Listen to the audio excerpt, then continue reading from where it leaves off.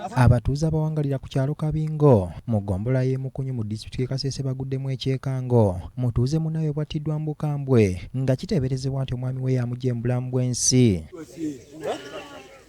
Abatuuze bavudde mu mbeerera batandise okusaggula ensiko nga banoonya omulambo gw'omutuuze kyokka waliwo abasuubira nti omwami we olwamaze okumutta n'amweziikira. Tumunoonya naye omusajja ali mu komera tanaba kwogera kintu kyonna ku mbeera y'omukazi we.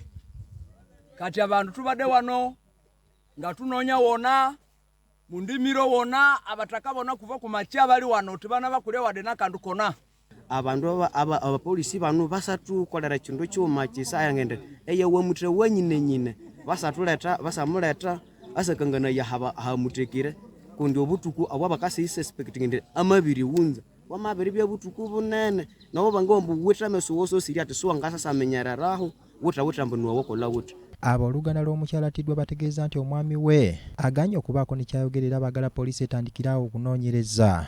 Amahikira wa mularo ku mama wetu ahachowa erilwa hamuluma asamwendera kwa omokwa kanioko sehali oyuwekanirya nayo owosi omwibi twamaminya bya mamuhambako byebikalwayo ebiringa byemwebiri owebi. Poliisi esabye abatuuze okubeera bakakamu mu kadde kano era etandise okunoonyereza ku ttemu lino okusobola okuzuula omulambo gw'omutuuze Attiddwa. My prayer is that whoever has the information leading us to the recovery of this or to know the exact place where the woman is buried, we shall appreciate you. Ronald Kitanda ne Robert Kule, BBS Terefayina, gy'otobadde.